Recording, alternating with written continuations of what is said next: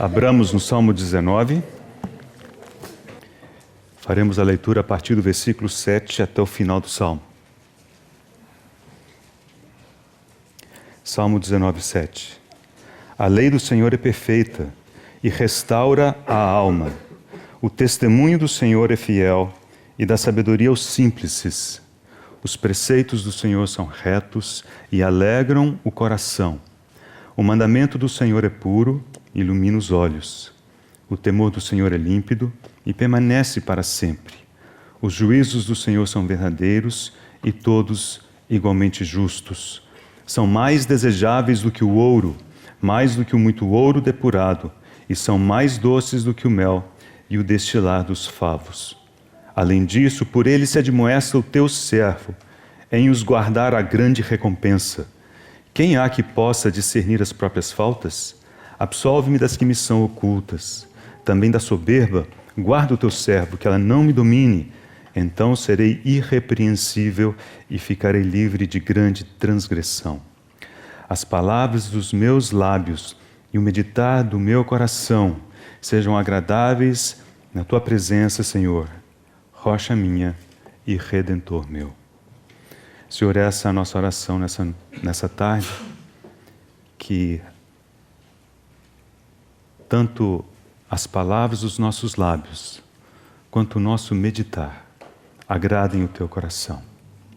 Conduze-nos, abençoa-nos, contamos com a ajuda do teu Santo Espírito. Em nome de Jesus oramos. Amém. Então, irmão, chegamos aqui a essa última parte do Salmo. E a parte central do Salmo, ela fala da palavra de Deus, que, como vimos, é uma das galerias que o Senhor preparou para manifestar a sua vontade, para falar de si, para se comunicar de forma pessoal com o homem. E ontem, lemos os versículos de 7 a 10, e a ênfase foi as características, a natureza da palavra de Deus. Havíamos visto que a palavra de Deus, ela foi projetada, construída por Deus, com 3 aspectos que correspondem aos 3 aspectos do ser humano.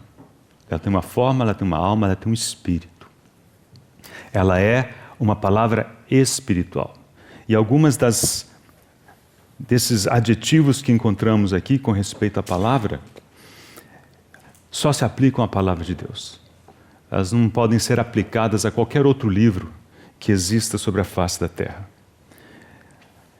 E hoje o que queremos considerar é a natureza de quem estuda a palavra de Deus. Ora, se a palavra de Deus é uma palavra espiritual e precisa haver correspondência para que haja uma comunicação eficaz, não é de admirar que quem estuda a palavra de Deus, para tirar algum proveito desse estudo, também precisa ser espiritual. Não podemos nos aproximar da palavra de Deus com ferramentas exclusivamente mentais e intelectuais. O nosso proveito da palavra de Deus, nesse caso, não será grande. Não alcançará o propósito para o qual a palavra foi planejada, projetada, que é a comunicação espiritual. E aqui vamos voltar a considerar esses versículos de 7 a 10, mas agora, em vez de olharmos as características da palavra, o convite é olharmos os efeitos que ela provoca naquele que a estuda. Versículo 7 diz: a lei do Senhor é perfeita, então ontem demos ênfase à sua perfeição. E agora diz: e restaura a alma. Você já fez a experiência de pegar qualquer livro, por melhor que ele seja. Você gasta algum tempo com o livro, pode ser um livro de profissional, do colégio, da escola, pode até ser um livro sobre a Bíblia.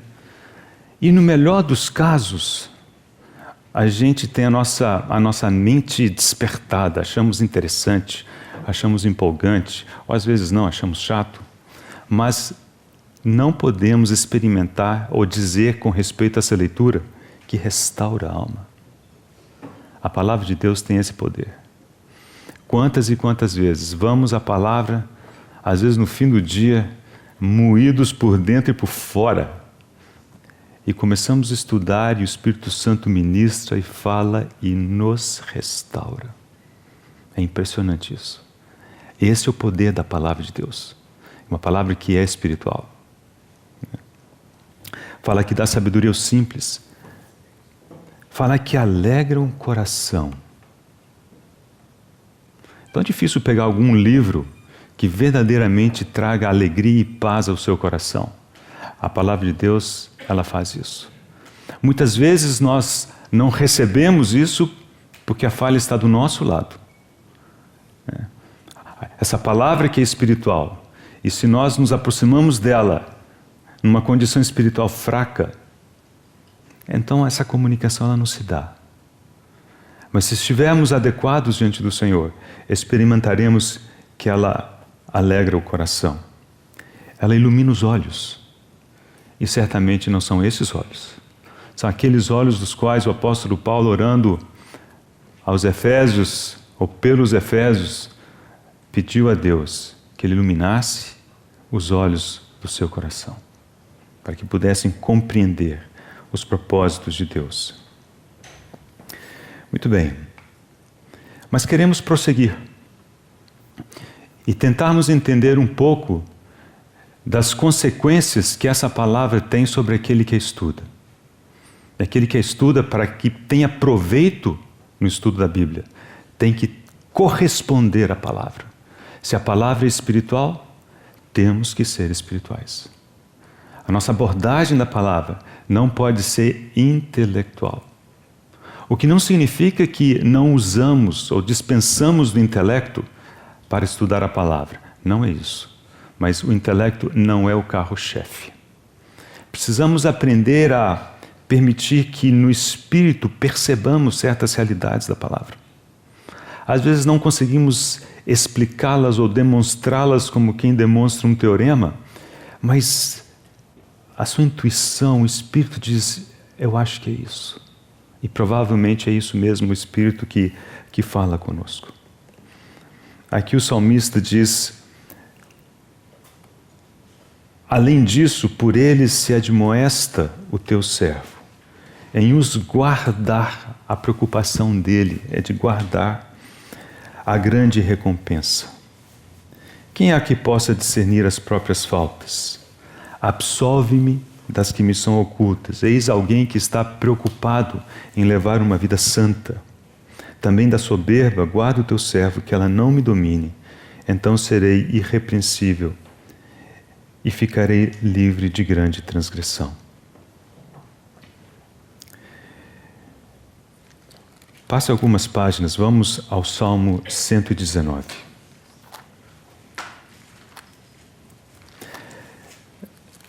Não leremos o Salmo 119 todo, mas eu quero ler para alívio de todos, né?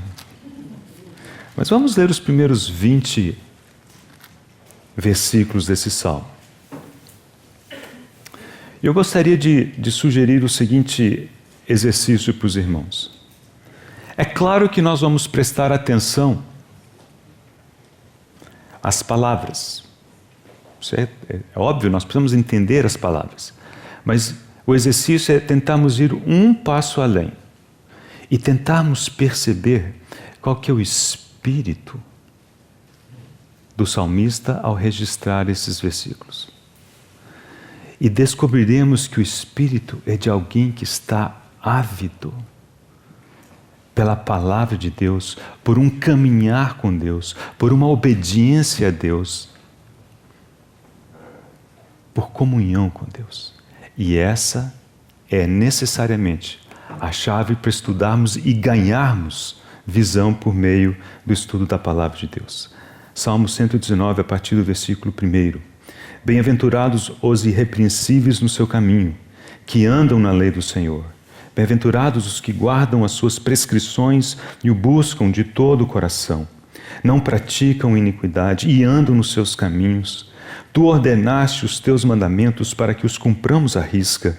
Tomara sejam firmes os meus passos para que eu observe os teus preceitos.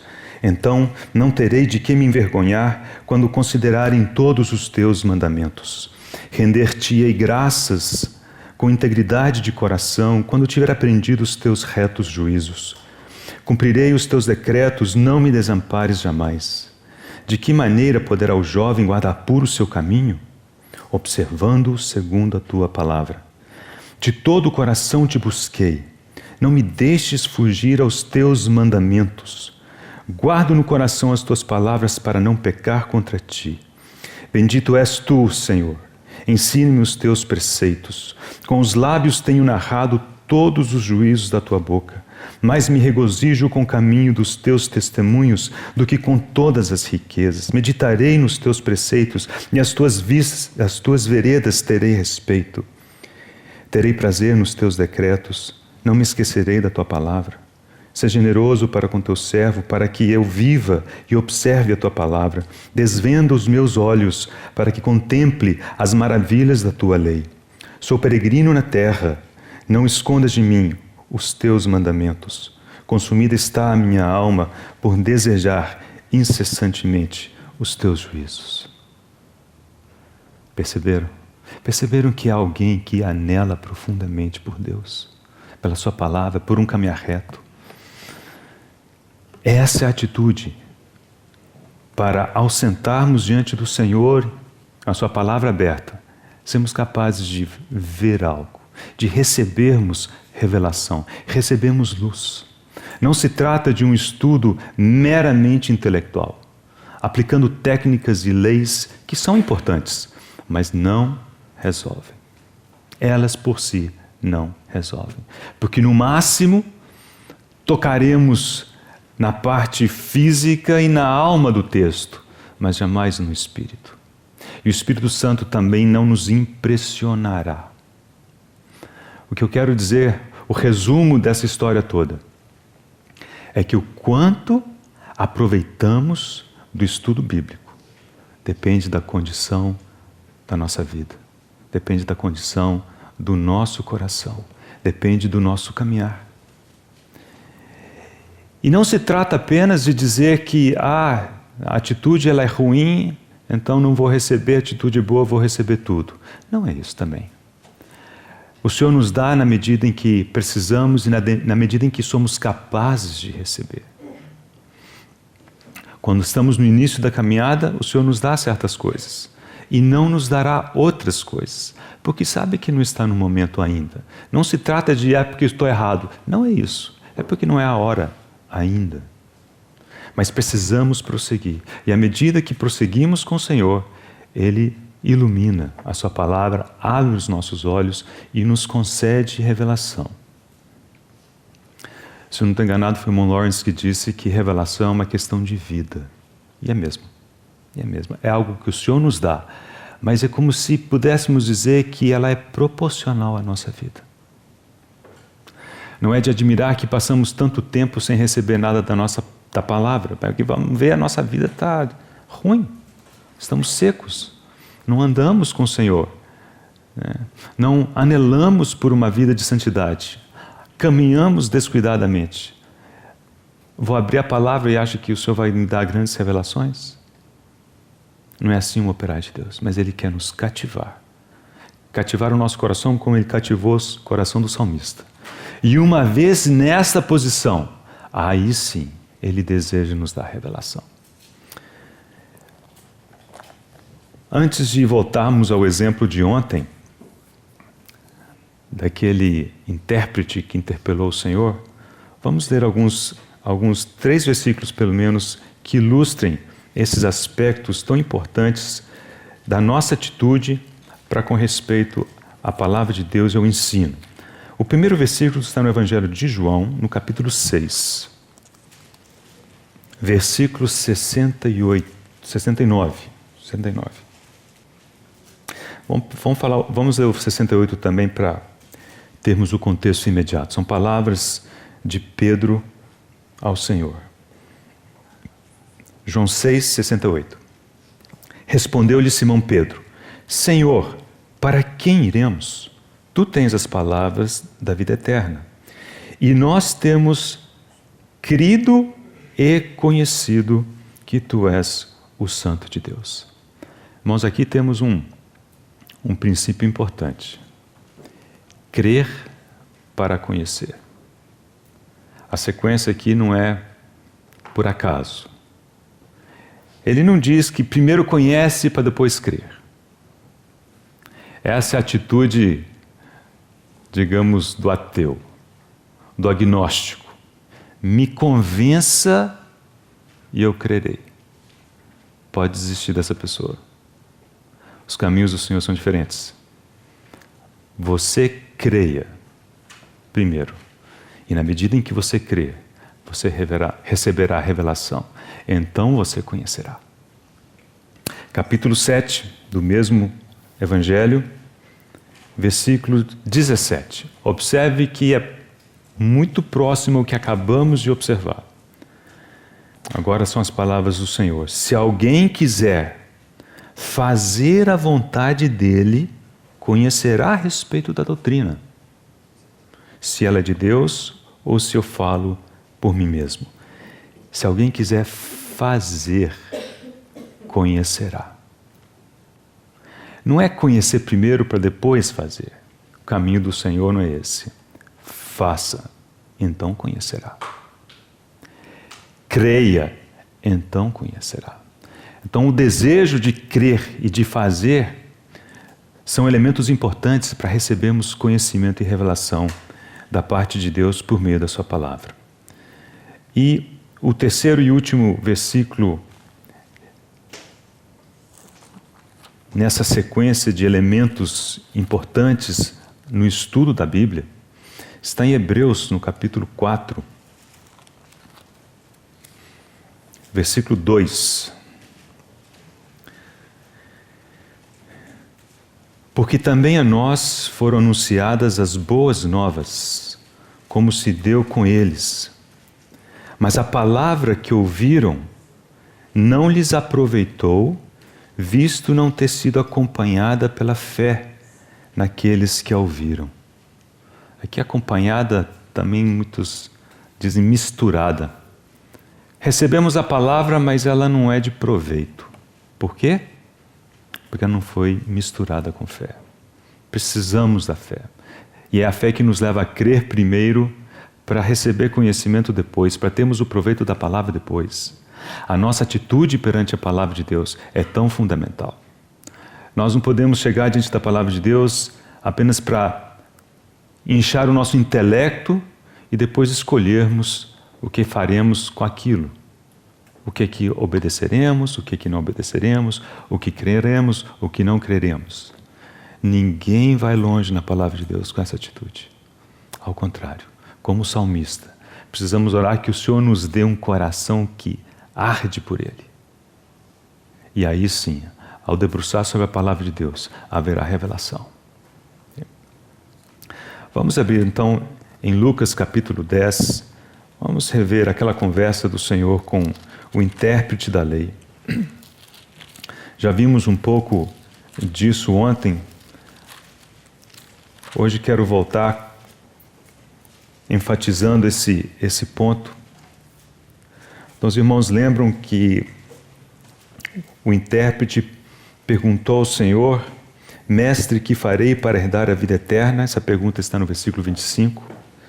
E o Senhor lhe respondeu com duas outras perguntas. O que está escrito? Como interpretas? E o escriba, intérprete da lei, foi e escolheu 2 versículos de todo o Antigo Testamento e citou esses versículos corretamente. E o Senhor respondeu: respondeste corretamente, faze isto e viverás. A primeira parte da resposta do Senhor foi assim: respondestes corretamente. Me parece como o Senhor dizendo: olha, você sabe o que está escrito e você escolheu muito bem os textos. A escolha dos textos dele revelam como que ele interpretava a lei, como que ele enxergava a lei.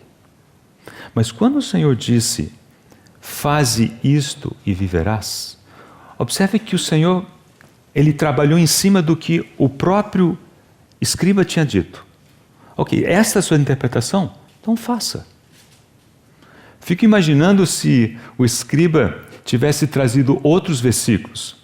Talvez o Senhor tivesse dito a mesma coisa. Pois bem, é nisso que você crê? Vamos ver? Faz isto e viverás. Irmãos, o nosso viver revelará qual é a nossa interpretação da palavra de Deus. O nosso proceder revela a nossa interpretação da palavra de Deus. Podemos vir aqui à frente, abrir a palavra, falar uma série de coisas, dando a entender que é assim que é a nossa interpretação. Mas se essa interpretação estiver só aqui, o dia a dia não será conforme essa interpretação. Isso lembra o argumento que Tiago usa. Dizes que tem fé? Então mostre-me as obras. Pelas obras a gente conhece a fé. Pelas obras, pela nossa vida, conhecemos a nossa interpretação. E muitas vezes, à medida que caminhamos e a nossa vida começa a ter dificuldades, o Senhor trabalha conosco e muda até mesmo a nossa interpretação das Escrituras. Então vemos que revelação e interpretação das Escrituras certamente começa com o texto, mas precisa ir além do texto. Passa a ser uma questão de vida e de caminhar com o Senhor. Depois da parábola toda, o Senhor termina dizendo: vai e procede tu de igual modo. Então, o incentivo do Senhor não era que ele voltasse à lei, recapitulasse os seus conceitos, verificasse se não havia alguma outra alternativa. O encorajamento do Senhor foi no sentido da vida. Os irmãos já devem ter ouvido a diferença entre a palavra logos e a palavra rema. A palavra logos é a palavra que foi dita, que foi escrita. E a palavra rema é a palavra que Deus sopra e torna vida e torna realidade em nós. É a palavra que é dita de novo, mas nessa segunda vez com uma aplicação imediata, alguma coisa que se torna nossa por experiência. Aqui esse escriba tinha o Logos. E era importante que ele tivesse o Logos. E era importante que ele tivesse o Logos corretamente. Por isso que o Senhor disse: respondeste corretamente. Mas não podemos parar aí, porque precisamos avançar para o rema. Mas o rema está vinculado, em primeiro lugar, à revelação de Deus. Mas em segundo lugar, essa revelação é de acordo com a vida. É por isso que o Senhor disse: olha, faze isto e viverás. Como que dizendo: olha, faça isso em algum momento. Essa palavra, logos que você tem, bem compreendida, se tornará rema. E você poderá viver por ela. Antes de ler uma citação que eu quero ler para concluir essa parte, eu creio que uma pergunta que cada um deve fazer é: por que a gente estuda a Bíblia? Para que estudamos a palavra? Será que é só para termos mais conhecimento? Podermos falar para os demais e mostrar quão instruídos somos? Para quê? A bem da verdade, a pergunta certa é: para quem estudamos a palavra? Devemos desejar estudar a palavra para que o Senhor ganhe, primeiramente em nós, em segundo lugar nos nossos irmãos, espaço, utilizando o linguajar que os irmãos têm nos instruído ao longo das manhãs, é embelezar o templo. É para isso que estudamos a palavra de Deus, que o Senhor tenha um caminho eficaz para Ele edificar o templo. Escrevendo aos Efésios, Paulo no capítulo 5 diz que Cristo purifica a sua noiva pela palavra, pelo lavar da palavra. E se nós anelamos que o Senhor ganhe em nós e nos nossos irmãos uma vida santa, a palavra de Deus é essencial. Temos ouvido isso quase que todos os dias dessa semana. Ela é importantíssima. Mas não basta uma abordagem intelectual. Tem que ser algo que aconteça no Espírito. Alguma coisa relacionada à vida.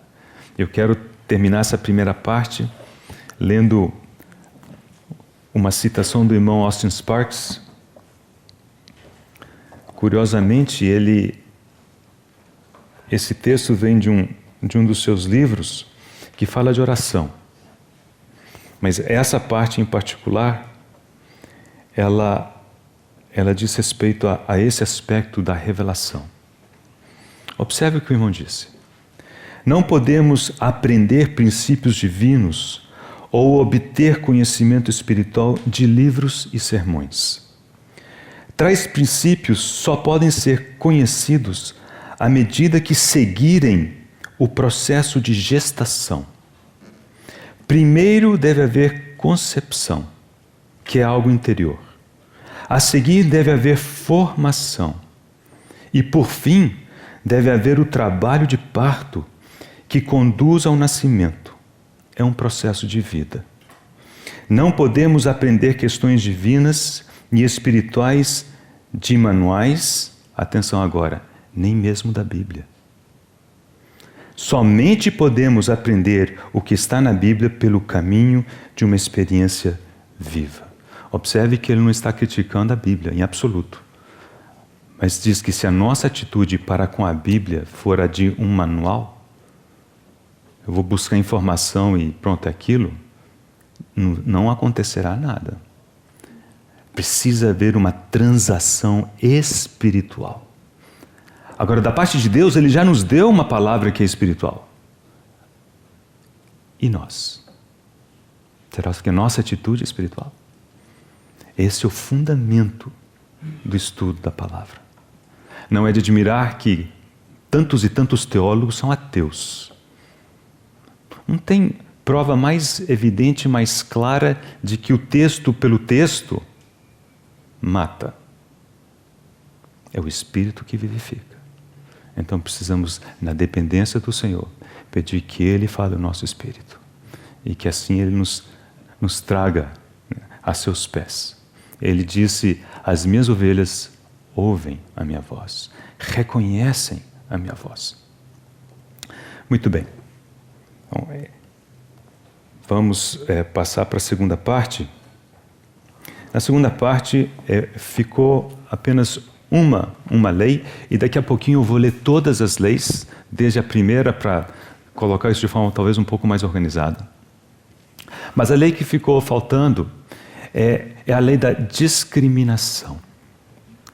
A lei da discriminação, ela diz que Deus faz diferença na palavra dele entre coisas que nos parecem iguais às vezes. E se nós não fizermos essa distinção, teremos dificuldades de interpretar.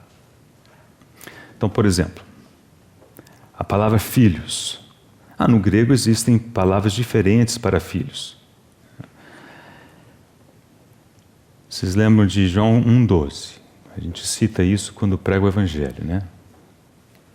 Mas a todos quantos o receberam, deu-lhes o poder de se tornarem filhos de Deus, a saber, aos que creem no seu nome.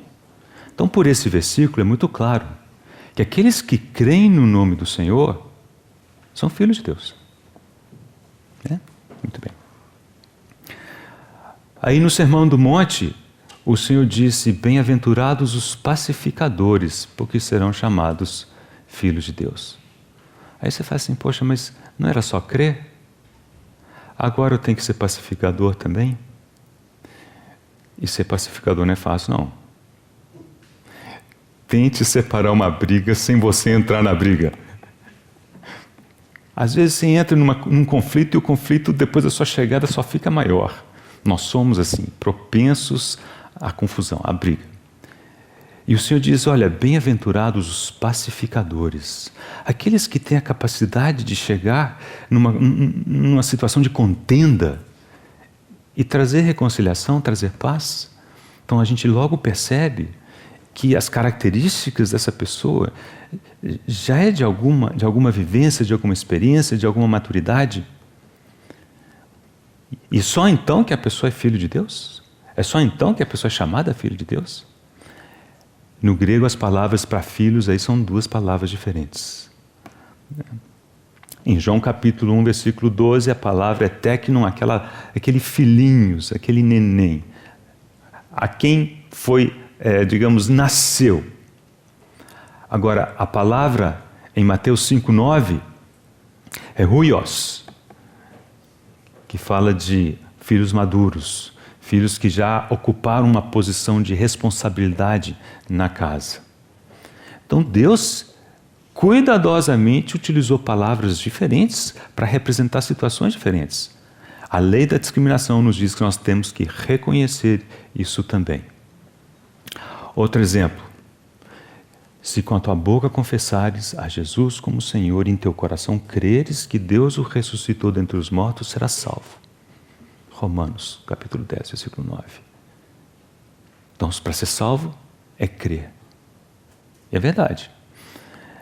Mas lemos em Tiago que nós precisamos acolher com mansidão a palavra em nós implantada, a qual é poderosa para salvar a nossa alma. Não, peraí, agora além de crer, eu tenho que acolher com mansidão a palavra em mim implantada? Mas observe que as salvações aqui são diferentes. Romanos está falando de salvação do Espírito. Se quiser pensar em termos de regeneração espiritual, essa é a palavra em Romanos. Tiago, por sua vez, tão claramente diz salvação da alma. São coisas diferentes. Quando o Senhor, no seu sermão profético, disse: quem perseverar até o fim será salvo. Então vocês percebem que o uso da palavra salvação tem vários aspectos. No sermão profético, salvação tem um aspecto de libertação, de livramento. Então Deus utiliza a palavra de formas e com aplicações diferentes. Precisamos reconhecê-las. Se a gente colocar tudo no mesmo pacote, a interpretação fica muito difícil. Outro exemplo, olhando a questão de profecias, principalmente profecias que dizem respeito à segunda vinda do Senhor. É possível discriminá-las, dividi-las em profecias para a igreja, profecias para Israel, profecias para as nações. Se não fizermos essa separação, aí começamos com aquelas coisas que, não, então se não é isso, então como é que aquele texto fala aquilo outro? E às vezes nós aplicamos dois textos, um que aponta para Israel, o outro aponta para a igreja, nós estamos tudo aplicando para a igreja. E é claro que a equação não fecha no final da história. Onde Deus faz distinção, nós precisamos reconhecê-las. E para ver onde que Deus faz a distinção, precisamos conhecer o texto muito bem. Então vocês veem que tudo remete ao início. Outro aspecto importante, irmãos, reconhecer que na palavra de Deus há livros que são históricos, há livros que são de sabedoria, há livros proféticos, há livros doutrinários. Quanta confusão tem surgido porque pessoas tentam tirar ou extrair doutrina de livros históricos, por exemplo. Vamos pegar um exemplo, talvez não muito, meio absurdo, até bom porque ninguém fica achando que foi eu que sugeri, né? Os irmãos lembram que no início da era cristã, em Jerusalém, a igreja tinha tudo em comum. Não é isso? O pessoal vendia as posses, depositava aos pés dos apóstolos, e eles viam tudo em comum. Isso está registrado na palavra de Deus. Isso é história. Foi escrito para o nosso ensino. Agora, em nenhum lugar da Bíblia, você vai encontrar uma doutrina de que isso deve ser feito. É diferente. Uma coisa é o registro histórico fiel do que aconteceu, como Deus moveu naquele lugar e naquela época. Mas lá não é um ensino, nós não podemos tirar de lá e falar assim, bom, agora é assim que a gente tem que fazer. Quando Paulo escreveu aos Filipenses, não muito longe de Jerusalém, ou seja, ali na Ásia, ele disse assim, que cada um deve cuidar do que é seu. Isso está na Epístola aos Filipenses. Então, percebe que nós não podemos ir em livros que são históricos, por exemplo, e tirar doutrinas de lá. Elas podem ilustrar certas doutrinas, com certeza, ilustrar princípios, com certeza. Mas, ao pegar um texto, faça a distinção do que é histórico, o que é doutrinário, o que é sabedoria, livros de sabedorias, que é Salmos, Provérbios, Eclesiastes, Cantares. Né? Muito bem. Então, deixa eu dar a lista. Essa é a última lei. Agora eu vou listar todas as leis com nomes mais específicos e mais organizados do que eu fui dando para vocês aí ao longo da semana. Primeira lei foi a lei da declaração direta. Lei da declaração direta. Deus diz o que Ele quer dizer. A nossa primeira opção ao lermos a palavra de Deus é a interpretação mais natural do texto. Não necessariamente uma interpretação literal, mas certamente a mais natural. Lei 2 é a lei da primeira menção. A terceira lei, que ela subdivide em 3, é a lei da menção paralela. E ela divide em 3A, que é a lei da menção paralela no contexto imediato, 3B no contexto remoto, e temos o mesmo no que diz respeito a profecias. Profecias com cumprimento imediato e profecias com cumprimento remoto. Quarta lei, a lei da menção progressiva. Então, os temas na Bíblia eles têm uma progressão. Nós não podemos tirar alguma coisa logo do início da Bíblia, comparar com o final e acharmos que são contraditórios. Devemos lembrar que Deus trabalhou ao longo de muitos anos e a revelação dele ela é progressiva. 5. Lei da menção completa. Aqueles exemplos em que Deus coloca tudo que é de fundamental num tema, parece que coloca num lugar só. Né? Fé, Hebreus capítulo 11, a menção completa. O que não quer dizer, obviamente, que não haja menções à fé em tantos outros lugares da Bíblia. Né? E se você quiser colocar um 5A, é a lei da menção, que eu coloquei aqui? Intercalada. Aqueles sanduíches que vimos ontem. A lei da menção repetitiva. Por que 4 evangelhos? Um só não bastava? Cada evangelho traz um enfoque diferente. Por que 2 menções da criação? Por que tantos salmos que falam da história de Israel? Cada um traz um ponto de vista diferente, chamado da lei da menção repetitiva. E ao estudar um desses textos, é impossível não estudar os paralelos. E por fim, a lei da discriminação, que é a lei que a gente mencionou hoje. Muito bem. Antes de eu passar a palavra para vocês, hoje é o meu dia de ouvir também, né? Deixa eu fazer algumas sugestões com respeito, né?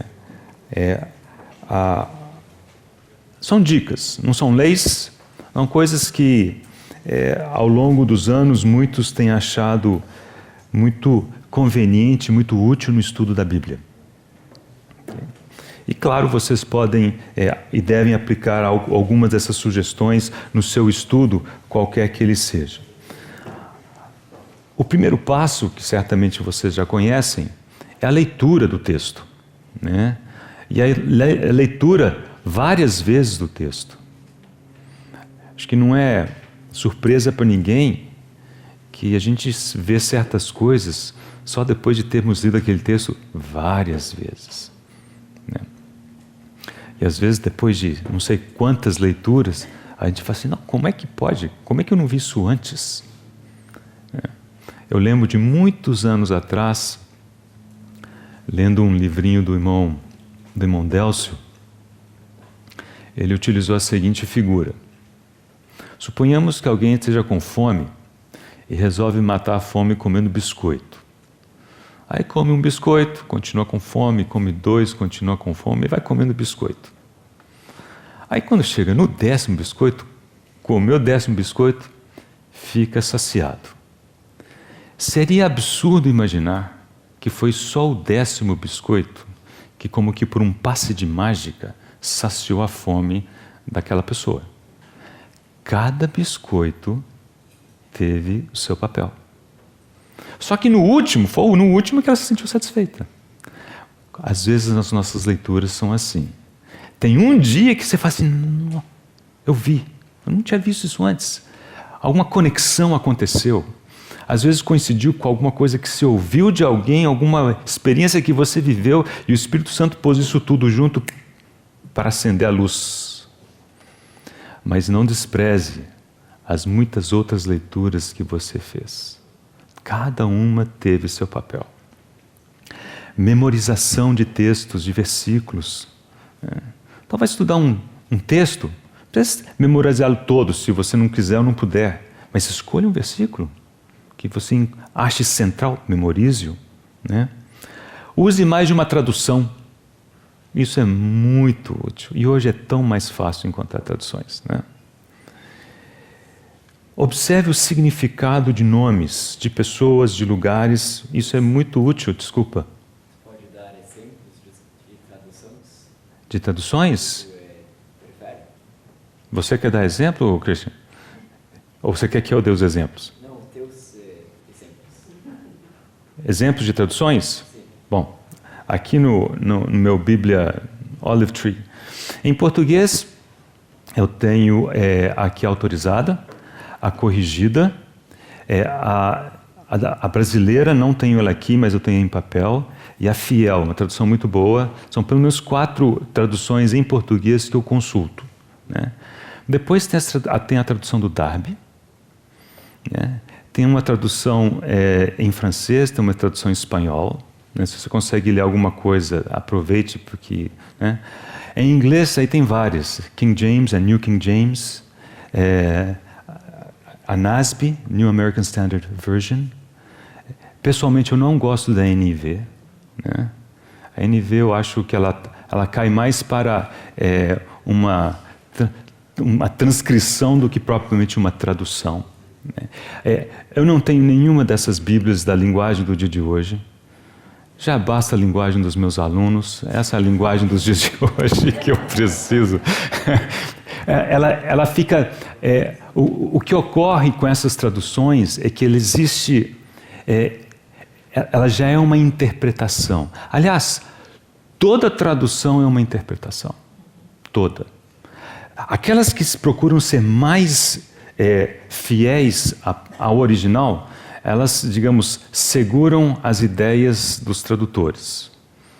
Nessas transcrições mais livres, eles se dão ao luxo de reinterpretar certas coisas. E o significado do texto fica muito limitado e, claro que, enviesado na direção da pessoa que a traduziu. Existe uma tradução interessante que é a Young's Literal Translation of the Bible. Ela é ruim de ler se você tiver que ler muito, porque ela é tão literal que ela é toda torta, Mas para ler 1 ou 2 versículos, ver exatamente o significado original, ela é bastante interessante. Interlinear também são boas, Elas ajudam bastante. Depois, se você quiser dar uma olhada no que eu tenho aqui, você fica à vontade, qualquer irmão em casa. Então, existem muitas traduções, muitas delas são gratuitas, e é curioso que aí nós vemos que muitas vezes a grande maioria das traduções seguem um certo entendimento. Provavelmente esse é o entendimento mais comum mesmo. Se vamos ao Antigo Testamento, principalmente nos Salmos, é possível perceber que a variedade de interpretações é bem maior. Então a gente logo percebe que a língua hebraica, ainda mais nos Salmos, dá margem a várias interpretações, alguma coisa muito mais emocional do que outros textos que são, quase todas as traduções dizem rigorosamente a mesma coisa. Então, comparar traduções é sempre muito útil, é sempre muito útil. Ok. Observar aspectos geográficos, culturais, né, relevantes, isso a gente encontra essa informação em dicionários bíblicos, em manuais bíblicos. Localizar palavras-chave, né, outros textos que utilizam a mesma palavra, concordâncias usam isso. Hoje é fácil fazer essa busca pelos aplicativos eletrônicos aí, né. Consultas a bons comentários, a boa literatura, e aí é sempre bom perguntar para outros que livros eles recomendam. Anotar e organizar as suas ideias. Não sei se acontece com os irmãos, mas assim, eu vou lendo, a gente vai lembrando, pensando, pô, legal. Na hora do almoço eu já não lembro o que era. Pô, já sabe, tinha um negócio que eu vi ali, o que era? Eu já não lembro. Eu não lembro mais, né? Como é que pode, né? Então, é muito interessante poder anotar, registrar, né?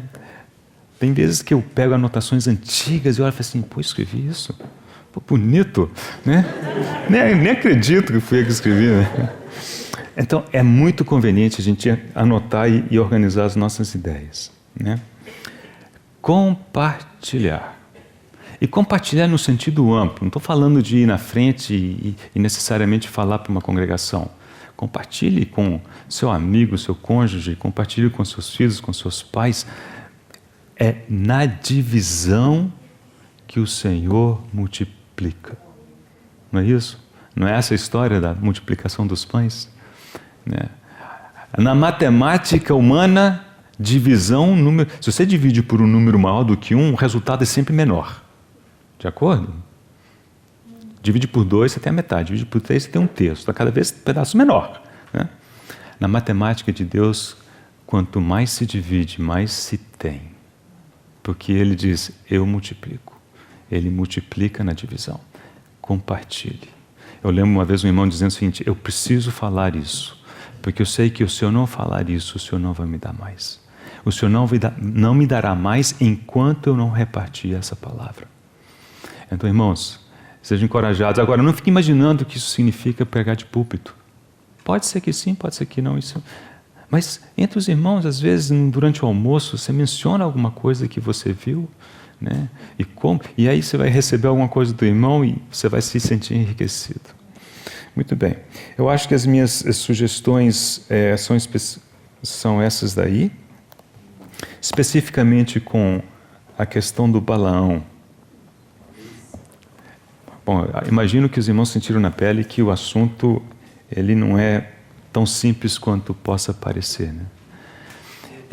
E se torna tão mais relevante à medida que percebemos que somos mais parecidos com Balaão do que a gente gostaria, né? Não, mas deixa eu falar com o senhor de novo. Quem sabe, né? Quem sabe ele, né? Dessa vez vai. Mas, irmãos, a ideia era apresentar um texto cuja interpretação não fosse imediata, que exigisse comparar, que exigisse considerar. E é claro que a gente precisaria meditar nesse texto por muito tempo. No estudo da palavra há um aspecto que é importante, que às vezes a gente negligencia, porque fazemos uma abordagem meramente intelectual. A gente tenta entender, um quebra-cabeça, nós estamos tentando colocar as peças. Isso não está errado, mas não devemos parar por aí. E o que eu vou dizer, eu creio que é particularmente verdadeiro com respeito a Balaão. Existem coisas que quando a gente lê, a gente tem a impressão, esse aqui não está bom. A atitude desse rapaz não está legal. E nós não sabemos dizer exatamente por quê. A gente procura os versículos, né? Algum versículo que fala assim, Balaão estava errado porque 2 pontos. 1, tal. 2. Isso aí para nós aí seria um manual, mas não. Há uma descrição. E quando lemos, percebemos no espírito que tem alguma coisa que não está boa. Então precisamos evitar dois extremos. Primeiro, essas impressões, nós não devemos desprezá-las. Porque provavelmente é o Espírito nos trazendo revelação do texto. Desprezar seria um extremo. O outro extremo, igualmente perigoso, é você construir uma realidade, uma verdade, uma doutrina baseada em seu sentimento. Jamais. Então precisamos aprender a trabalhar, receber as impressões do Espírito e testá-las à luz da palavra de Deus. E me parece que esse aspecto é particularmente verdadeiro no caso de Balaão, no estudo de Balaão. Eu certamente vou continuar estudando Balaão por algum tempo. Fica o desafio para os irmãos. Os irmãos podem continuar com o estudo de Balaão ou podem estudar qualquer outra coisa. Isso não é o problema. Mas o encorajamento é que os irmãos escolham diante do Senhor algo para estudar. E procurem fazê-lo de forma talvez um pouco mais sistemática. Procure aplicar algumas desses princípios que temos estudado ao longo dessa semana. Se alguém me escrever perguntando alguma coisa de Balaão, eu prometo responder. Não prometo ter a resposta à pergunta que vai ser feita, mas talvez material que você queira, alguma coisa, já li alguns materiais, vou ler mais outros que eu colecionei, mas ainda não tive tempo de ler. Estou à disposição. Eu não vou fazer o primeiro contato. Ok? Então não fique esperando e-mail não, que e-mail não vai chegar não. Mas se você me escrever, prometo responder. Ok? Muito bem. Vou passar a palavra para vocês, né? Então nós vamos ir nessa sequência. Então os grupos que estavam naquela fila primeiro, não sei se há algum combinado de quem vem para frente, quem fala. João, nós passamos isso aqui para as pessoas, como é que é?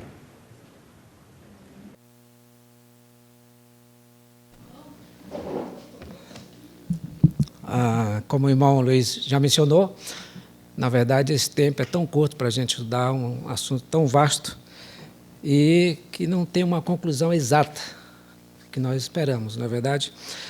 Mas até o nosso grupo também, talvez não chegamos a uma conclusão satisfatória para todos.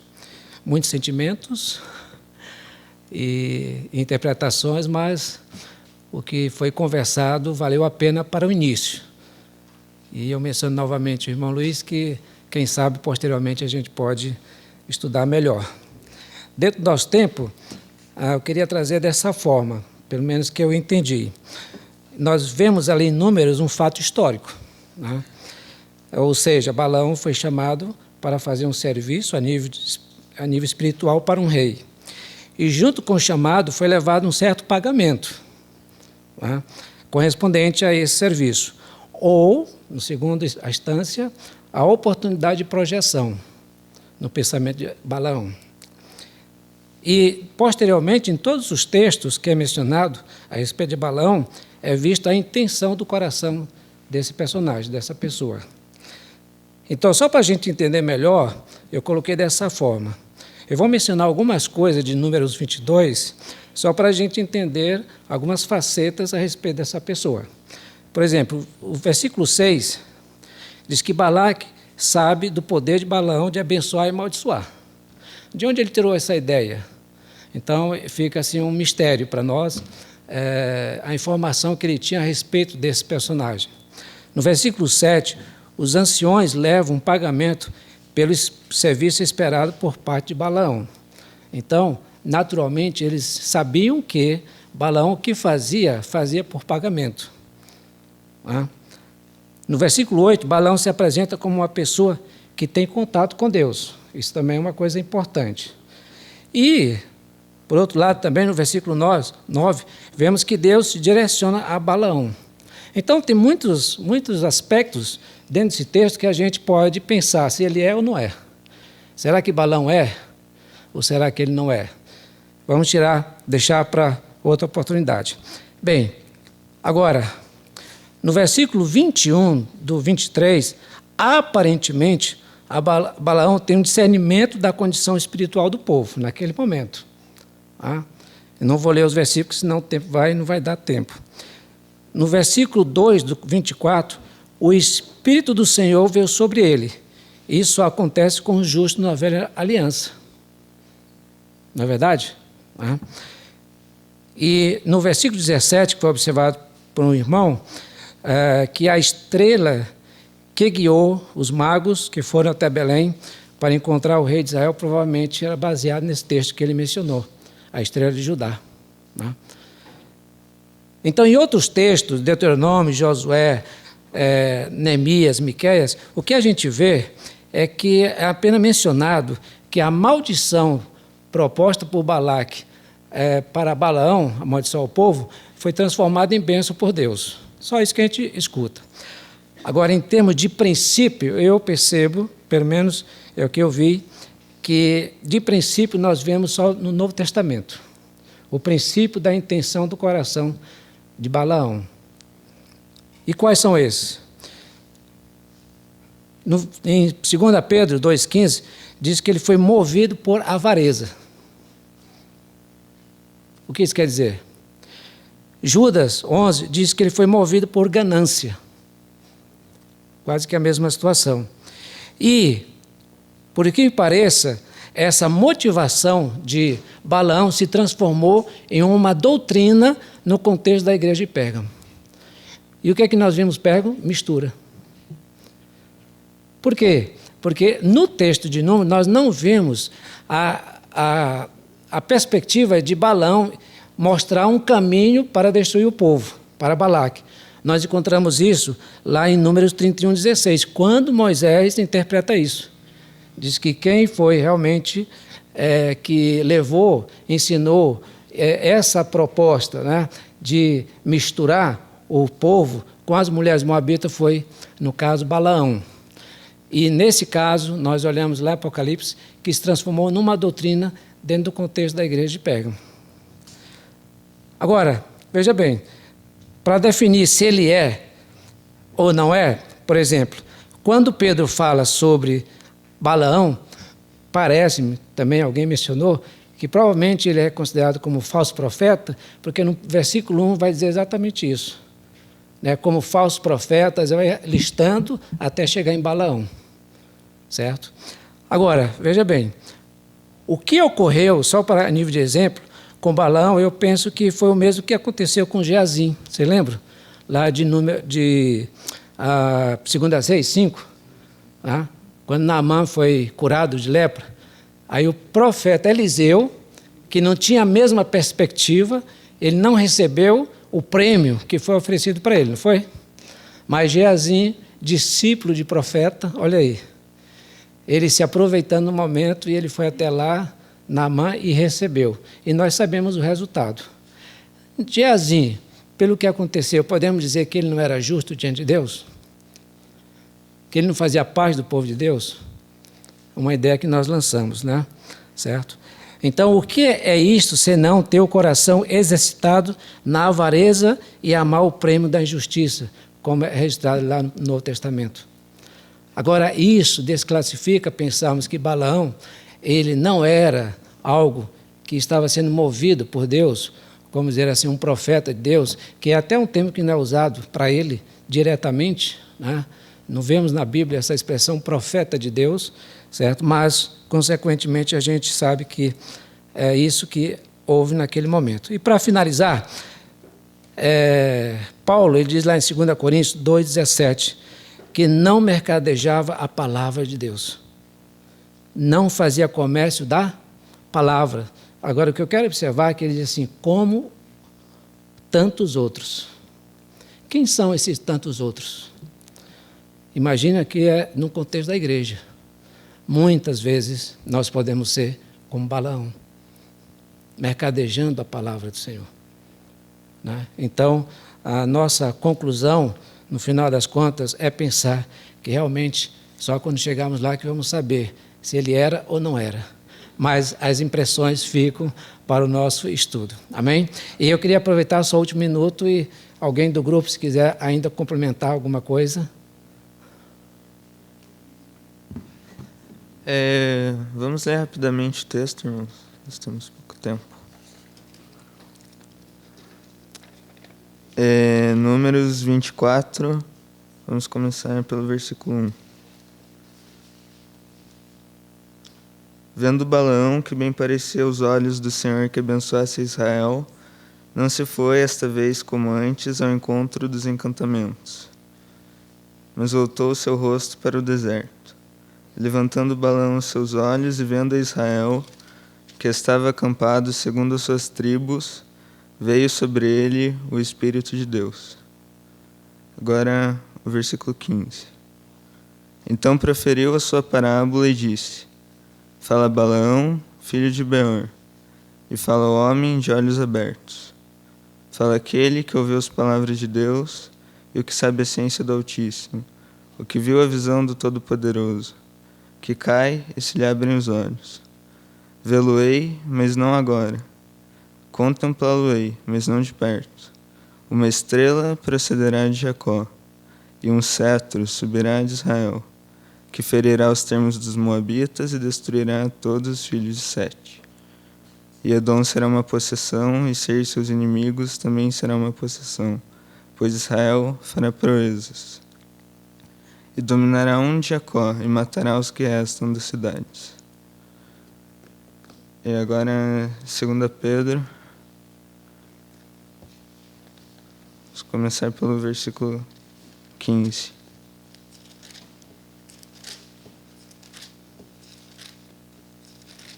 Capítulo 2, desculpa, irmãos. Capítulo 2, versículo 15. Os quais, deixando o caminho direito, erraram seguindo o caminho de Balaão, filho de Beor, que amou o prêmio da injustiça, mas teve a repreensão da sua transgressão. O mudo jumento, falando com voz humana, impediu a loucura do profeta. Estes são fontes sem água, nuvens levadas pela força do vento, para os quais a escuridão das trevas eternamente se reserva. Porque falando coisas muito arrogantes de vaidades, engodam com as concupiscências da carne e com dissoluções aqueles que se estavam afastando dos que andam em erro, prometendo-lhes liberdade, sendo eles mesmos servos da corrupção. Porque de quem alguém é vencido, do tal faz-se também servo. Porquanto, se depois de terem escapado das corrupções do mundo, pelo conhecimento do Senhor e Salvador Jesus Cristo, forem outra vez envolvidos nelas e vencidos, tornou-se-lhes o último estado pior do que o primeiro. Porque melhor lhes fora não conhecerem o caminho da justiça, do que conhecendo-o desviarem-se do santo mandamento que lhes fora dado. Deste modo sobreveio-lhes o que por um verdadeiro provérbio se diz: o cão voltou ao seu próprio vômito e a porca lavada ao espojadouro de lama. Algo que estava nos intrigando é que Balaão não era do povo de Israel. E o Senhor, mesmo assim o Senhor falava com ele. E o Senhor se deu ao trabalho de aparecer e se opor a ele no caminho. Por que o Senhor não... Se ele não fosse um profeta realmente, o Senhor não se oporia a ele. O Senhor não teria nada a tratar com ele. Mas o Senhor, ele vai e o anjo do Senhor se opõe a ele no caminho. E depois é dito também que o Espírito de Deus desce sobre ele. Então, isso foi algo que nos intrigou. Como alguém fora de Israel poderia ser um profeta de Deus, como o Espírito de Deus poderia descer sobre ele. Então, esse texto de 2 Pedro, a gente pensa que, como Balaão é usado como exemplo aqui, assim como esse que Pedro fala, ele teve conhecimento de Deus.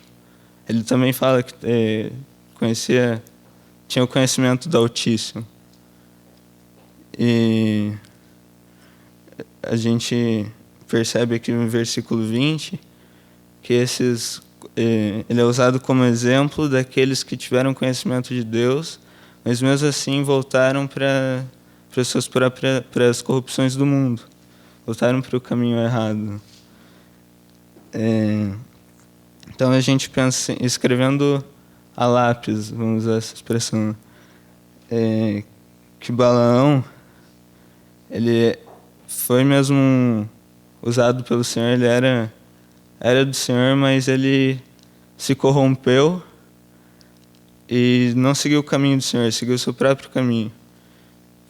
E acreditamos que desse que está escrito para aviso nosso, né? Que a escuridão das trevas eternamente se reserva, porque o Senhor julgará o seu povo, como dizem em Hebreus. A gente, analisando, por exemplo, a história de Sansão e de Gideão também, eles julgaram o povo do Senhor. Aí Gideão, por exemplo, fez um éfode e adorou a ídolos. E a gente conhece a história de Sansão, como ele foi um dos piores juízes de Israel. E mesmo assim eles estão na galeria da fé, né? Então, pensamos assim que Abraão é esse exemplo a não ser seguido, né? Dado aqui, de alguém que teve o conhecimento íntimo de Deus, mas que desprezou isso e seguiu pelo seu próprio caminho. E para esses é destinado às trevas exteriores, onde haverá pranto e ranger de dentes, e o Senhor vai castigar o seu povo. Mas, obviamente, isso é uma conclusão que nós estamos escrevendo a lápis. Não é algo que nós temos certeza disso. Isso é algo que nós pensamos. E como isso é dado para aviso nosso, eu achei interessante o que é dito depois, por exemplo, em Judas, depois que fala de Balaão, diz: mas vós, amados, no versículo 20, edificando-vos a vós mesmos sobre a vossa santíssima fé, orando no Espírito Santo, conservai-vos a vós mesmos no amor de Deus, esperando a misericórdia de nosso Senhor Jesus Cristo para a vida eterna. E apiedai-vos de alguns usando de discernimento, e salvai alguns com temor, arrebatando-os do fogo, odiando até a túnica manchada da carne. Ora, aquele que é poderoso para vos guardar de tropeçar, apresentar-vos irrepreensíveis com alegria perante a sua glória, o único Deus sábio, Salvador nosso, seja glória e majestade, domínio e poder, agora e para todo sempre. Então, como Balaão, esse exemplo a não ser seguido, né? Mas depois está escrito: mas vós, amados, com vocês não será assim. Estão destinados à vida eterna. E também, só para finalizar, o contexto aqui do capítulo 2 de 2 Pedro, que também me marcou, assim, né? Porque antes está falando do modo como os filhos de Deus devem agir, né? Da vida cristã. Então ele abre esse parênteses, digamos assim, fala sobre esses injustos. Então ele fala sobre a vinda do Senhor. Então, quando a gente é exortado a isso, que deve estar no nosso coração, a vinda do Senhor, que nós possamos nos preparar para que Ele nos receba.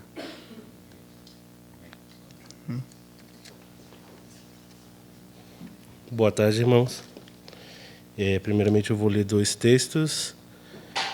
O primeiro vai ser em Números 25, a partir do verso 6. E eis que veio um homem dos filhos de Israel e trouxe a seus irmãos uma midianita, à vista de Moisés e à vista de toda a congregação dos filhos de Israel, chorando eles diante da tenda da congregação. Vendo isto, Finéias, filho de Eleazar, filho de Arão, sacerdote, se levantou do meio da congregação e tomou uma lança na sua mão, e foi após o homem israelita até a tenda e os atravessou a ambos, ao homem israelita e à mulher, pelo ventre. Então a praga cessou de sobre os filhos de Israel, e os que morreram daquela praga foram 24.000. Então o Senhor falou a Moisés, dizendo: Finéias, filho de Eleazar, o filho de Arão, sacerdote, desviou a minha ira de sobre os filhos de Israel, pois foi zeloso com o meu zelo no meio deles, de modo que no meu zelo não consumi os filhos de Israel. Portanto, dize: eis que lhe dou a minha aliança de paz, e ele e a sua descendência depois dele terá a aliança do sacerdócio perpétuo, porquanto teve zelo pelo seu Deus, e fez a expiação pelos filhos de Israel. O segundo texto é em Números 31, a partir do verso 13. Que na verdade é o que a gente já leu ali, mas só para a gente entender que aconteceu 2 pontos que eu já vou explicar. Porém, Moisés e Eleazar, o sacerdote, e todos os príncipes da congregação saíram a recebê-los fora do arraial. Indignou-se Moisés grandemente contra os oficiais do exército, capitães dos milhares e capitães das centenas que vinham do serviço de guerra. E Moisés disse-lhes: deixastes viver todas as mulheres? Eis que estas foram as que, por conselho de Balaão, deram ocasião aos filhos de Israel de transgredir contra o Senhor no caso de Peor. Por isso houve aquela praga entre a congregação do Senhor. Então, nesses 2 textos aqui, a gente vê ali no início do capítulo 25, que houve a mistura do povo de Israel com as moabitas, né? E depois, um pouco mais para frente ali, a gente vê os filhos de Israel que saíram à peleja dos medianitas, trazendo uma mulher daquele povo, né? E Moisés repreende eles, né? Então, depois, na verdade, de muita discussão que nós tivemos no nosso grupo, nós chegamos à conclusão que dá para abordar esse tema de Balaão de diversos pontos, né? E para ser sincero, a gente ficou um pouco o que a gente vai compartilhar, né? Mas oramos ao Senhor e pedimos para que nós pudéssemos ver o Senhor nessa história, né? E surpreendentemente, a gente viu aqui que a doutrina de Balaão, que foi fazer com que o povo se corrompesse com os moabitas, fez com que a ira do Senhor se levantasse contra o povo, né? E logo depois a gente vê que os soldados trazem uma mulher midianita e, né, a gente vê a ira do Senhor se levantar sobre eles novamente, né? Então, o que acontece? Um deles se levanta e atravessa a espada naquela mulher e no soldado. E então, né, vou ler aqui novamente o que o Senhor fala para Moisés, para que Moisés fale, né? Então o Senhor falou a Moisés, dizendo: Finéias, filho de Eleazar, o filho de Arão, sacerdote, desviou a minha ira de sobre os filhos de Israel, pois foi zeloso com o meu zelo no meio deles, de modo que no meu zelo não consumi os filhos de Israel. Portanto, dize: eis que lhe dou a minha aliança de paz, e ele e a sua descendência depois dele terá a aliança do sacerdócio perpétuo, porquanto teve zelo pelo seu Deus e fez expiação pelos filhos de Israel. Então, para nós ficou muito claro a figura do nosso Senhor Jesus aqui. E o Senhor fala de 2 alianças que teria a partir desse ato que Finéias fez, né? A primeira aliança ali que ele fala é a aliança de paz, né? Então, o nosso Senhor Jesus Cristo, ele fez paz entre Deus e os homens. Então, hoje, com o nosso Senhor, nós temos um caminho livre, né? E a segunda aliança foi a aliança de um sacerdócio perpétuo, né? E hoje nós sabemos que fomos feitos todos nós sacerdotes, né? E em Cristo Jesus esse caminho está livre para que possamos, né, nos achegar ao trono da graça a todo momento, né? Então, dessa figura aqui, o ponto mais crítico foi a mistura do povo de Israel. E o que nós estamos ouvindo aqui, né, durante a nossa conferência, e que me marcou muito, foi a questão do levantar os muros, né? Uma pergunta que eu fiz para mim mesmo foi: será que o meu muro está sendo reconstruído? Será que eu estou colocando os limites que deveriam ser postos para responder ao Senhor? Então, irmãos, assim, que o Senhor possa falar profundamente no nosso coração para que esse muro comece a se levantar, porque o Senhor há de se revelar muito próximo. Amém?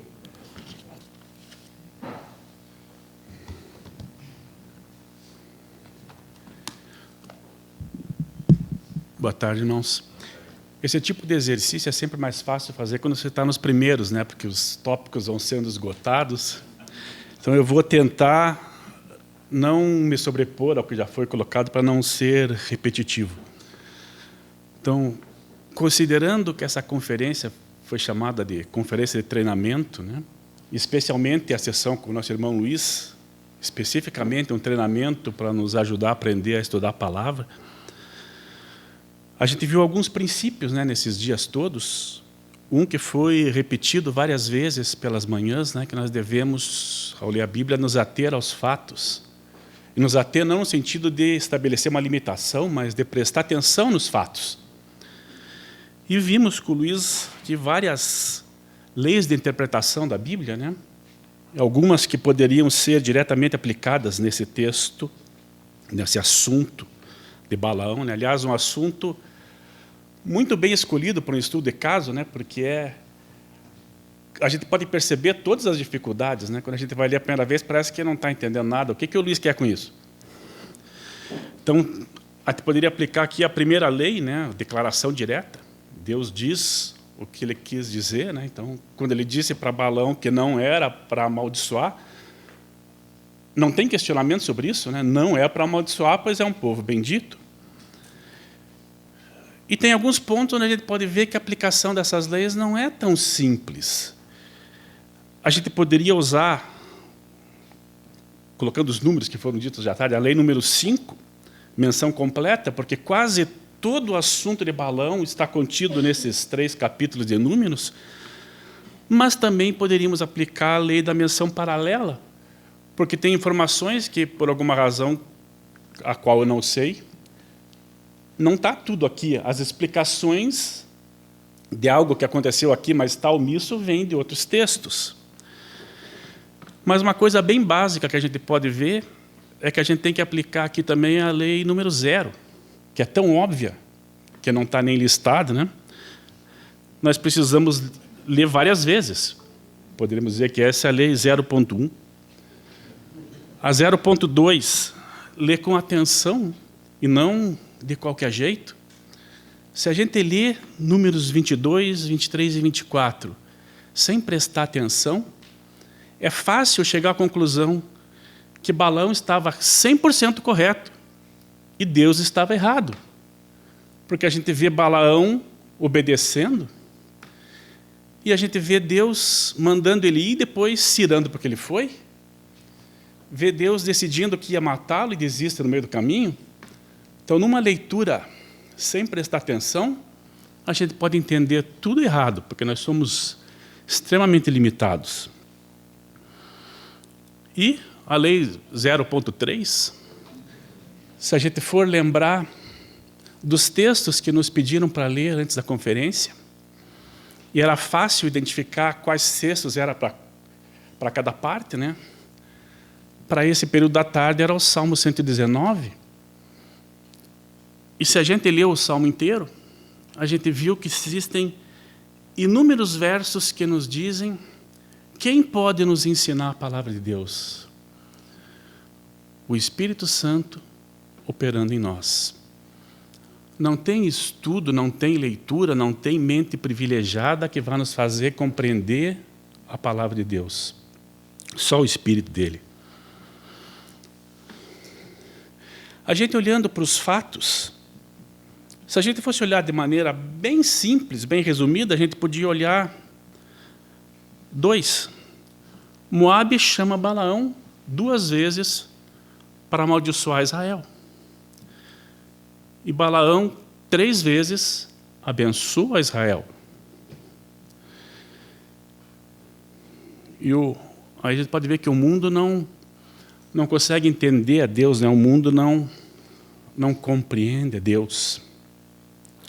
Senão não ia pedir para amaldiçoar alguém e achar que alguém que supostamente serve a Deus iria fazer isso. Mas se a gente for olhar para os fatos com um pouquinho mais de atenção, com um pouquinho mais de detalhes, vamos ver a primeira visita dos emissários até Balaão. Na primeira vez ele ouve a demanda e vai consultar a Deus.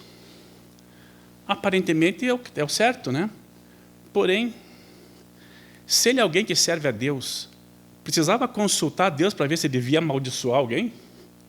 Mesmo que ele não conhecesse o povo de Israel, alguns irmãos que entendem que ele conhecia, eu acho pelo texto que provavelmente não, mas se ele servia a Deus, não precisa perguntar se eu devo amaldiçoar alguém, né? É óbvio que não. Mas ele foi perguntar. E depois de ouvir a resposta, ele obedece, mais ou menos. Isso chama a nossa atenção, porque às vezes a gente obedece, mais ou menos. Ele disse que não poderia ir. E Deus realmente deu essa instrução para ele. E coloca a responsabilidade sobre Deus. Deus disse que eu não posso ir. Provavelmente para deixar a porta aberta para eventuais serviços futuros. Deus disse que ele não deveria ir para amaldiçoar Israel e disse por quê? Porque aquele é um povo abençoado. Essa parte ele omitiu. Porque provavelmente para os interesses dele essa explicação não era conveniente. As coisas de Deus não têm que ser convenientes para nós, têm que ser convenientes para Deus. E o nosso papel é concordar e obedecer, como nós vimos ontem. Se a gente for olhar para a segunda visita, é muito parecido, né? Mas tem uma pequena diferença. É explicitada a oferta de honra e dinheiro. E Balaão, então, vai consultar a Deus novamente. E a gente podia se perguntar, por quê? O que mudou no cenário? O texto ali não tem as datas, mas nada sugere que passou assim muito tempo. O que mudou? Nada, né? Só que ele continua querendo, tendo o seu interesse pessoal e quer ver, eu vou consultar de novo, vai ver se Deus muda de ideia, né? E a gente vê isso, porque na primeira vez ele pede às pessoas que passem a noite ali até que ele consulte o Senhor. Mas nessa segunda, ele roga que eles permaneçam, porque é do interesse dele. Então ele está pedindo, não está mais atendendo a um pedido. E aí Deus lhe responde, né? Se vierem te chamar, vai com eles. E na sequência do verso a gente vê que ele levanta de manhã ou cedo, e a palavra hebraica é no raiar do sol, ou seja, bem cedo. Ninguém fala com ele, e ele já sai preparando a jumenta. Quem chamou? Ele mesmo, né? Então, onde parecia ser uma obediência, se a gente olha para os detalhes, a gente vê que não era exatamente uma obediência. Seguindo no caminho, a gente vê uma coisa que é bem curiosa, né? No 24:3, Balaão se gaba de ser um homem de visão.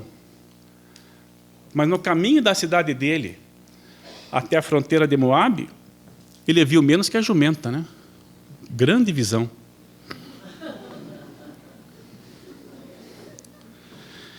E quando chega em Moabe, nós podemos observar que ele foi intencionalmente ambíguo ao se justificar, porque Deus tinha explicado para ele o propósito daquele povo e tudo o que ia acontecer. E ele não fala nada disso. Ele aparentemente se mostra muito espiritual, né? Eu só vou falar o que Deus me mandar falar. Mas de tudo aquilo que Deus tinha explicado para ele, essa parte não interessa. Então eu esqueço. Foi nos lembrado essa semana, e está na palavra, que nós não devemos acrescentar nada à palavra de Deus, mas também não devemos intencionalmente remover nada da palavra de Deus. Pode ter alguma coisa que eu não conheço, que eu não entendi, então eu não me manifesto sobre isso. Mas aquilo que eu recebi de Deus, eu não posso fazer de conta que não está na palavra de Deus.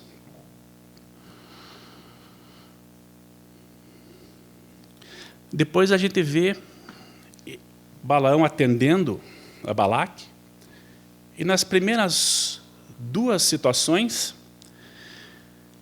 ele vai buscar Deus. E Deus fala com ele, e ele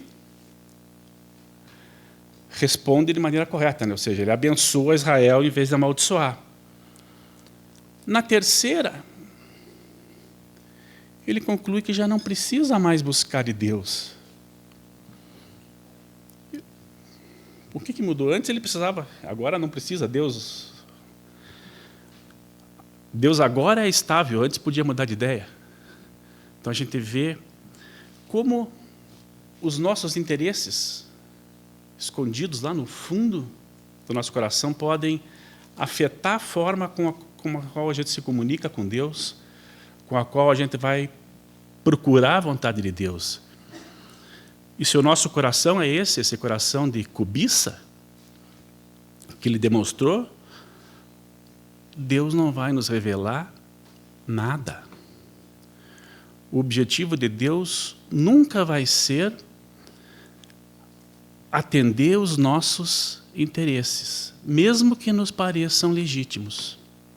Deus tem os seus interesses, os seus propósitos, e que no final vão ser bons para nós. Mas se nós tentarmos impor a Deus os nossos propósitos, nunca vai funcionar. E se a gente for ser honesto, é às vezes assim que a gente ora, né? Em vez de nos colocar na condição de servos de Deus, colocar Deus como nosso servo. Ó, Deus, eu quero que você faça isso para mim, se possível, rápido. Esse era Balaão, né? Querendo que Deus virasse servo dele, atendesse aos interesses dele, porque ele tinha um objetivo pessoal, financeiro ou de projeção a ser atendido.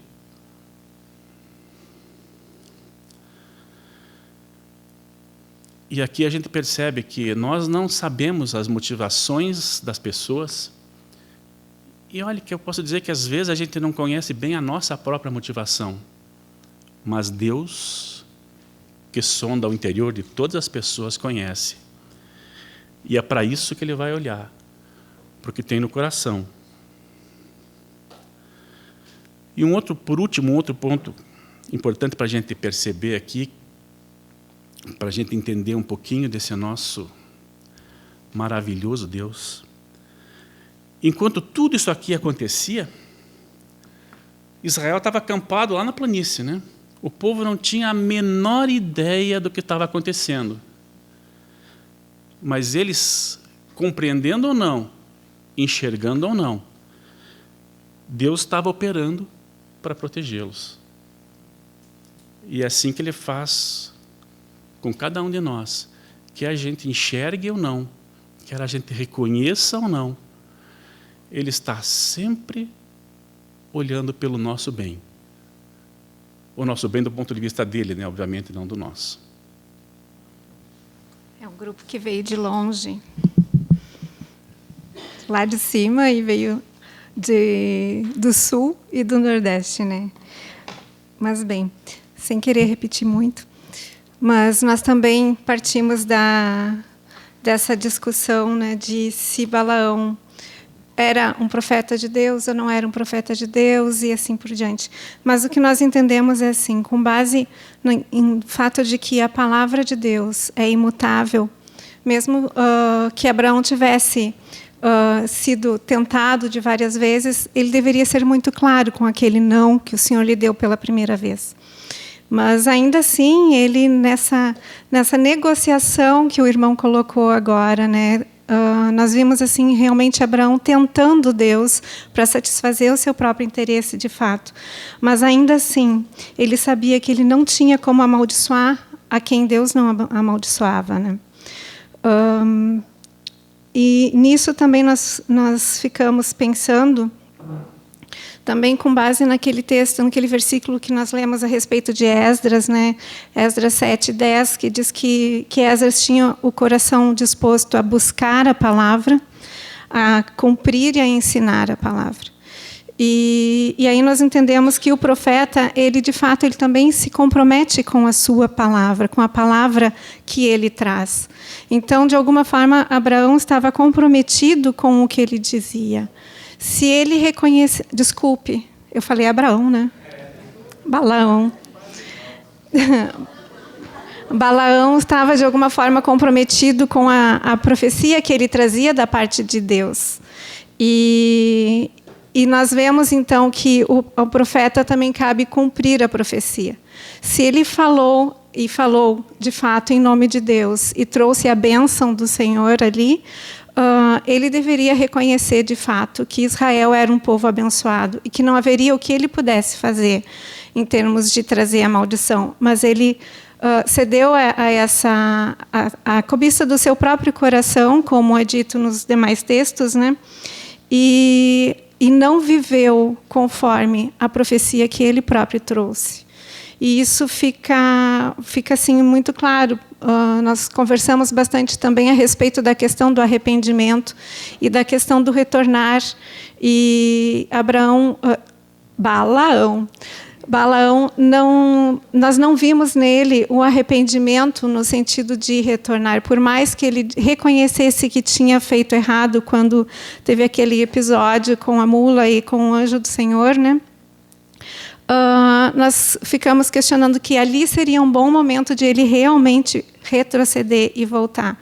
E em outro caso de não aconselhar Balaque da forma como fez, então, instaurando essa nova doutrina, né, de Balaão. Ele deveria, então, ter ali também um momento de arrependimento, né? Mas deu lugar à cobiça do seu coração e, por aconselhamento, então, trouxe essa cilada de mistura com o mundo, né? E nós vimos hoje de manhã, inclusive, a respeito do perigo dessa mistura com o mundo, né? Isso é uma cilada ainda hoje, né? Nós precisamos estar atentos a não sofrermos com isso também, né? Agora, o Antônio, por favor. Só para complementar o que foi discutido com os irmãos, é que houve não só consulta ao Senhor, mas o Senhor se faz presente durante toda a caminhada do Balaão. O Balaão, ele teve uma resposta clara do Senhor, mas aquela parte importante, na segunda vinda, o irmão já ressaltou, né?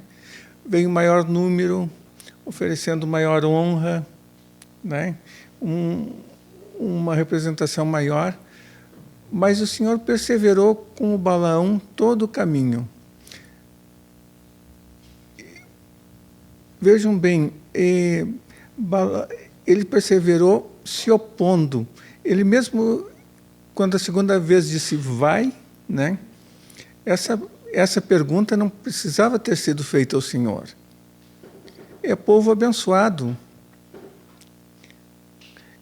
E o rei, o Balaque, ele foi bem claro, venha amaldiçoar. Ele não chamou para outra possibilidade.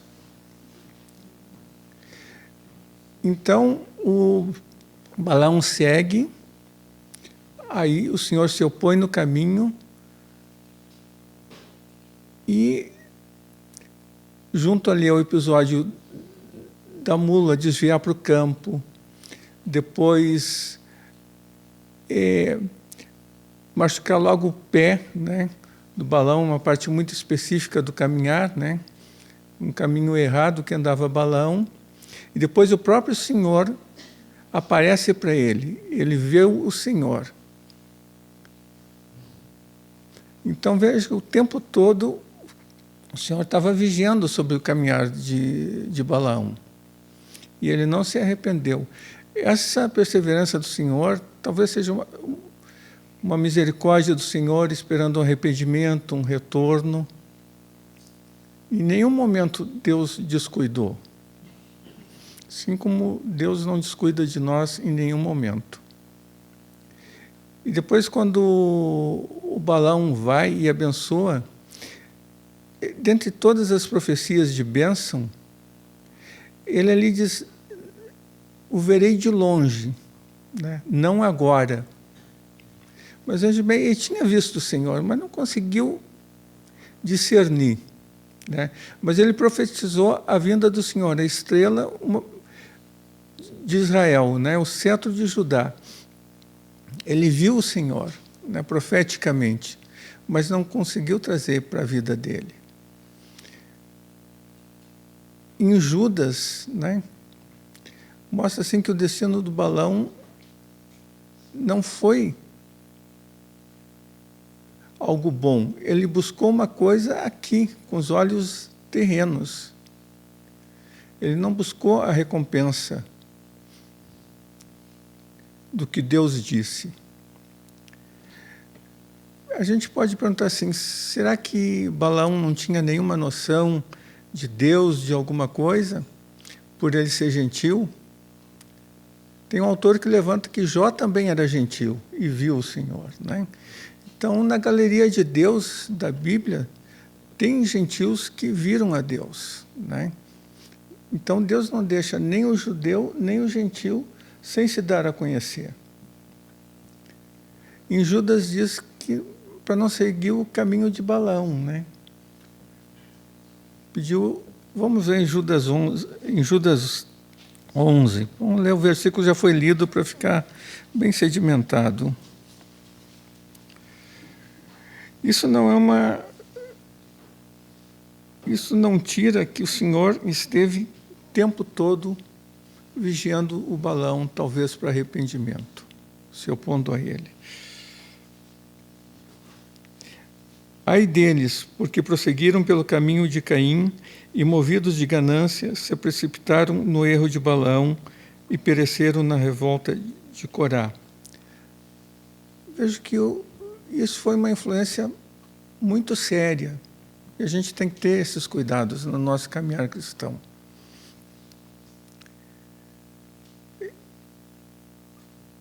Então, irmãos,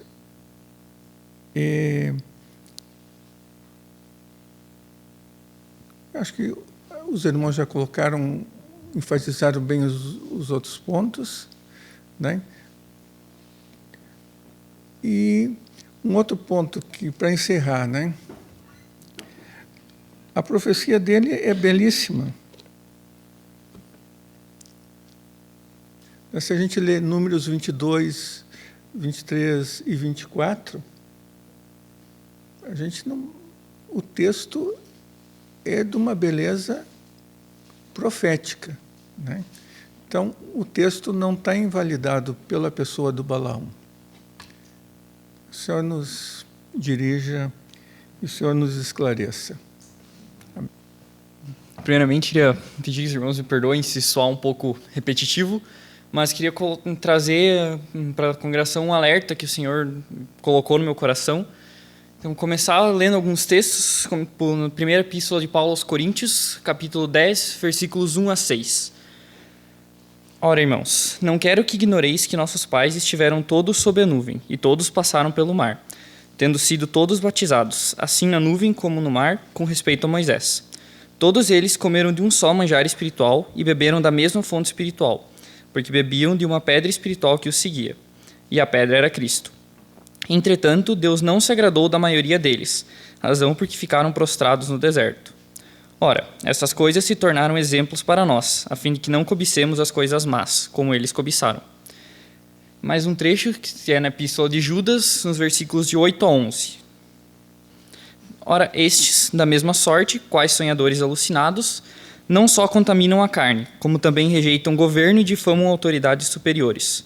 Contudo, o arcanjo Miguel, quando contendia com o diabo e disputava a respeito do corpo de Moisés, não se atreveu a proferir juízo infamatório contra ele. Pelo contrário, disse: o Senhor te repreenda. Esses, porém, quanto a tudo que não entendem, difamam, e quanto a tudo que compreendem por instinto natural, como brutos sem razão, até nessas coisas se corrompem.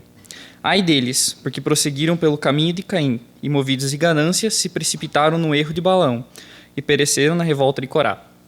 Esse texto de Judas, especificamente, como foi tratado há algum tempo até na nossa congregação de São Bento, trata da apostasia e desse abandono da fé dos últimos dias, né? Então, uma lição que eu diria que o Senhor me mostrou durante esse estudo é o como é muito fácil cairmos nesse erro de Balaão, que não se trata apenas da cobiça por dinheiro ou por bens materiais, mas de amar o mundo de qualquer maneira, né? E até o alerta que o Senhor mostrou é relacionado ao texto de 2 Tessalonicenses, onde o apóstolo Paulo trata da segunda vinda do Senhor e de um ensino errado sobre que a ressurreição já haveria ocorrido, né? Ele fala no versículo 3 que nada disso ocorreria antes que venha a apostasia. E essa apostasia já está aqui. Acho difícil que nenhum dos irmãos consiga pensar em nenhum exemplo de alguém que esteve numa congregação por algum tempo e simplesmente começou a se dispersar, não ia mais em algumas reuniões, não estava mais junto com os irmãos, quando estava junto já estava meio distante, já estava mais frio, e depois de um tempo abandona, né? Como já foi muito falado aqui, estamos vivendo os últimos dos últimos dias, né? E esse alerta sobre a apostasia, eu diria que é cada vez mais importante para que possamos nos policiar, para evitar que sejamos influenciados por qualquer coisa que seja e nós caímos nisso, e para que possamos exortar aos irmãos que nós conseguimos perceber que o Senhor nos mostre que estão se afastando e se perdendo, para que possamos diminuir esse problema que sabemos que vai e já está acontecendo. Obrigado. Então, se não há mais manifestações, vamos dar graças ao Senhor e assim encerraremos a reunião. Somos eternamente gratos a Ti, Pai, porque o Senhor é cheio de misericórdia, cheio de graça. E na pessoa do Teu Filho, o Senhor comprou para Ti um povo. E somos alegres e agradecidos pela maneira como o Senhor tem falado no nosso coração. Senhor, por percebermos a vida do Teu Filho naqueles que o Senhor redimiu. Senhor, obrigado pelo Teu falar, obrigado porque o Senhor é rico e a Tua riqueza, Senhor, se manifesta onde estão os Teus filhos.